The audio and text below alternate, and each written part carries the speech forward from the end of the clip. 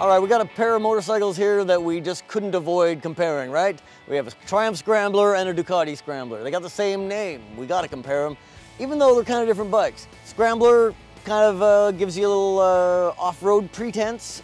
This is the Scrambler Icon version from Ducati. But we got to compare these bikes. That one's a bit bigger and heavier. This one's a bit quicker and more nimble. What else are the differences, Tom? Well, it's probably more than a bit. We've got 20 more horsepower on the Ducati over here and 100 pounds less weight on the Ducati. So it's quite substantial between the two. We know that this is a pretty tuned down engine. You know, they could probably get a lot more power out of this parallel twin. So the Ducati's got the performance advantage right now, but you know, so far we know it's not a clear winner in any way because it's got some issues, and we'll get to those later. You want the more actual nostalgic bike, I think the Triumph is it. If you want an interpretation of nostalgia, the Ducati is the bike to go with. Yeah, the Triumph does a really good job with the authentic nostalgia. We got a lot of chrome on it that the Ducati doesn't. Nice shape, bullet-shaped turn signals.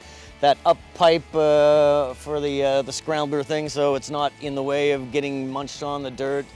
It definitely does look more authentic, like you could fool somebody saying, yeah, that's a 1969 model.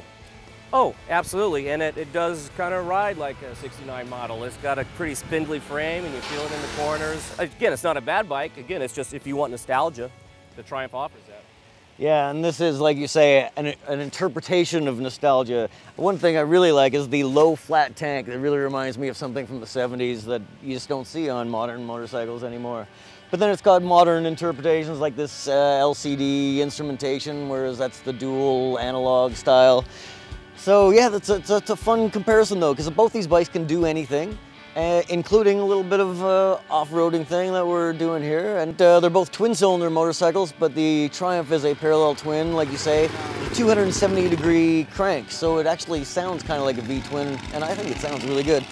The Ducati is a 803cc V-twin, or as Ducati says, an L-twin.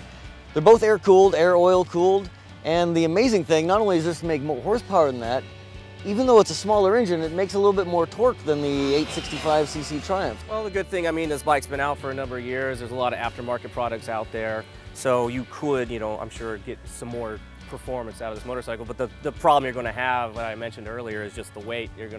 I don't know where you're going to trim 100 pounds off this bike compared to the Ducati. You know, there's a few places, but yeah, there's a lot more use of metal on this bike where you've got a lot more use of aluminum on the Ducati. All right, well, let's get back on these things and we'll report back into you a little bit later on.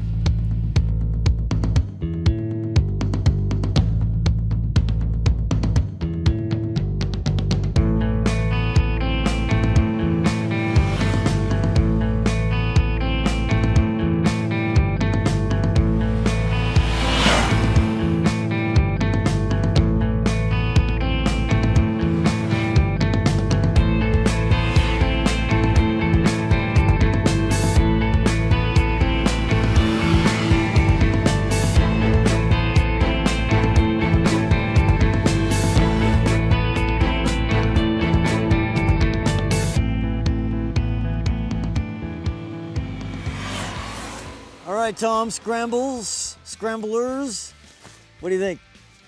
To me, the Triumph is the kind of the comfy city bike thing and does better off-road. The Ducati is the sporty canyon kind of bike. Is that how you see it too? For sure. You know, I've got the exhaust spring in my pocket right now to prove to you that this thing should not be ridden off-road other than like a dirt road at most. Fire roads would be all right. Right. Rocks, right. not so much. So yeah, I mean, the Triumph's got the bash plate and it's got that super heavy flywheel we were talking about earlier.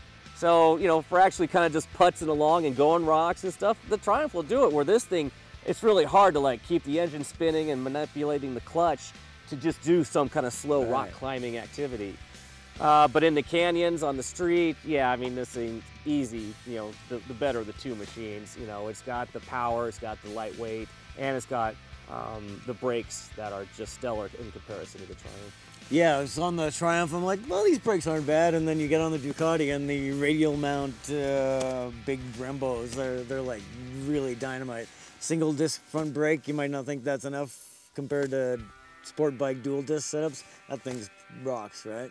Oh, absolutely. And speaking of brakes, standard ABS on the Ducati. The Scrambler from Triumph, ours doesn't have ABS, and I'm not even sure you can get it yet. So the Ducati's not perfect though. You know, it does have a hitch in its EFI, especially down low. It'll hiccup. It just doesn't.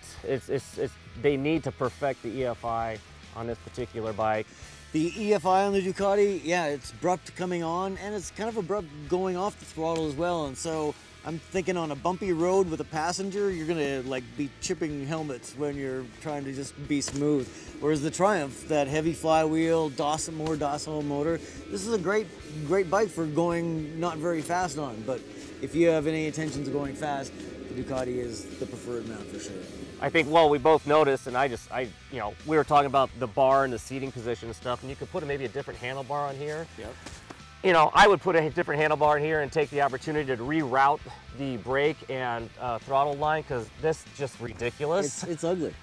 You know, it's just a little too 1970s, really. But beyond that, you've got a really good bike here, because right now, the Ducatis with ABS, $600 less than the Triumph. Another commonality between these two bikes, Ducatis from Italy, right? Triumphs from England, except both these bikes, they're being built in Thailand. Save some production costs, make it cheaper to buy. And for the Ducati, 8,500 bucks with ABS, brand new, that sounds like a pretty good deal to me. And so against the Triumph Scrambler, I think the winner's got to be the Ducati, isn't it? I would have to guess so, in my book. Again, there's an argument to be made for the Triumph if you're not looking for the performance, or if you did actually want to go off-roading, that's the better bike. But for, again, ABS, $600, and the performance that the Ducati provides is, I think, for a lot of guys, going to, you know, best the Triumph in that regard. But the Triumph's been out for a few years too, so it's a perfect opportunity now for Triumph to step up to the plate with a new model Scrambler, and we could be back doing the same thing next year with a new Triumph instead of a new Ducati. I bet we will. So if you're watching this on YouTube, make sure you go to Motorcycle.com, read the whole story. See you next time.